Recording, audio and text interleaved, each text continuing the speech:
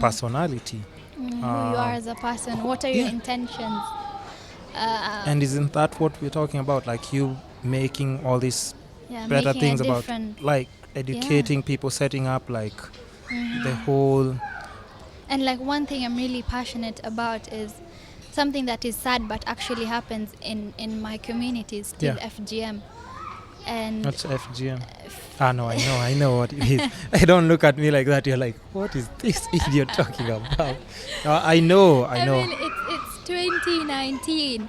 This should be problems from the 19th century, you know? And it's not just the first FGM. Recently I was having a conversation with one of my friends and she was telling me about women going through the process one time and then again a second time right before marriage, and I actually didn't even know something like that existed. Okay, that I didn't know it existed, but I know, like I have and sorry to cut you off, and even the listeners, because the listeners are always like, you're cutting off your guests. It's okay. Because I'll forget, and because I have friends as well, and most of them like have gone through it.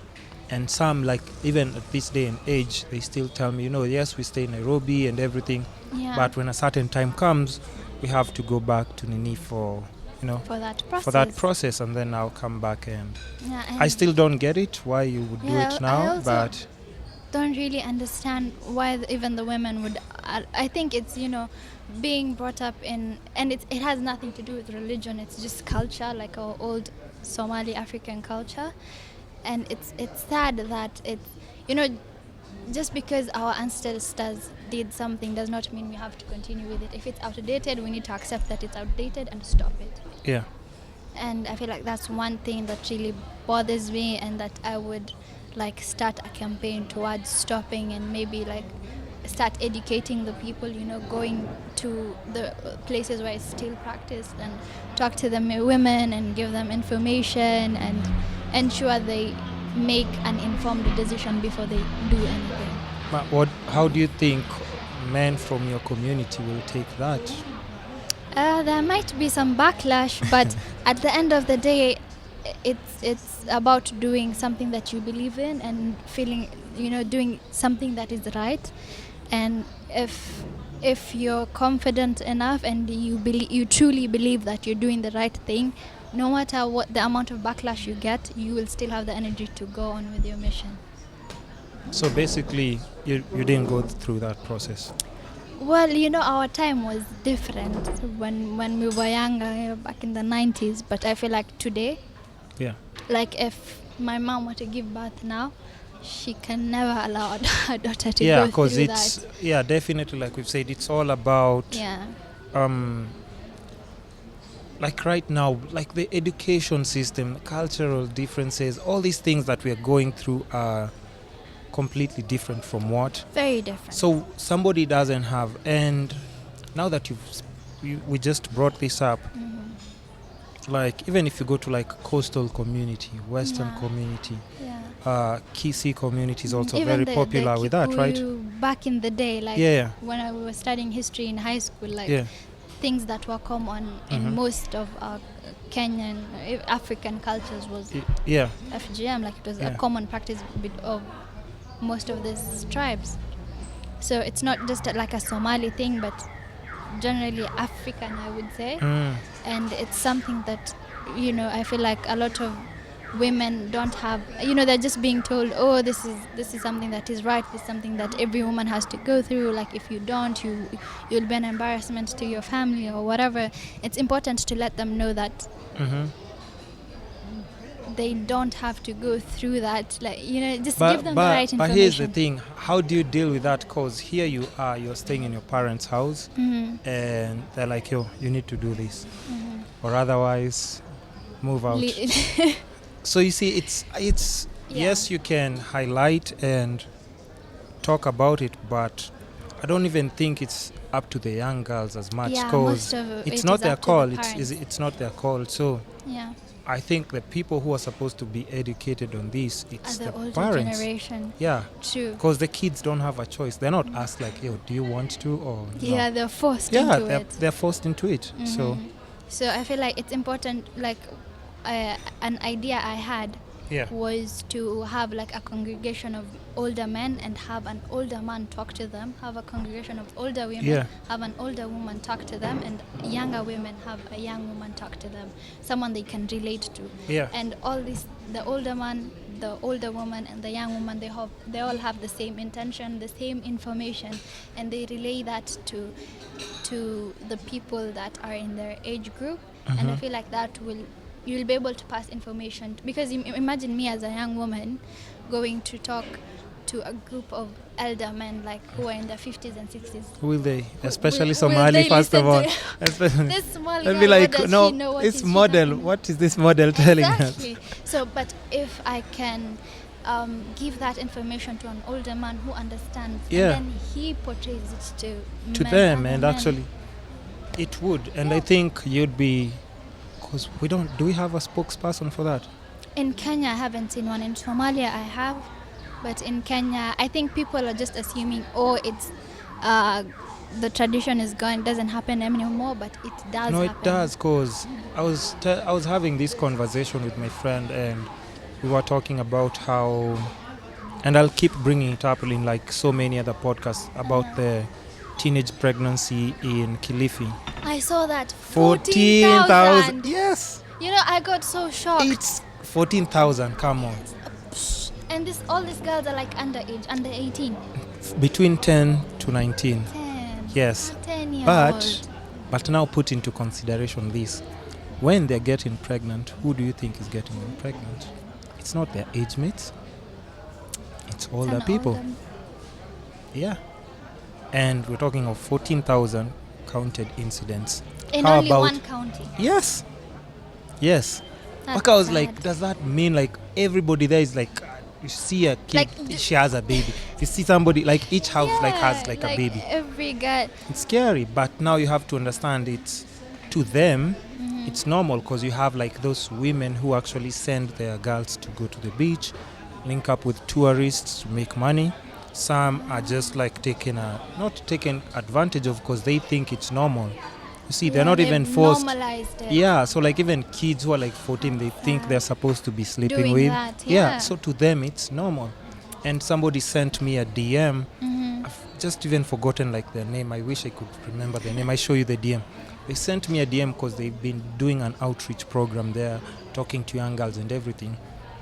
And he said, because they were talking to primary school kids, and he said, it's primary school kids, it's not even secondary.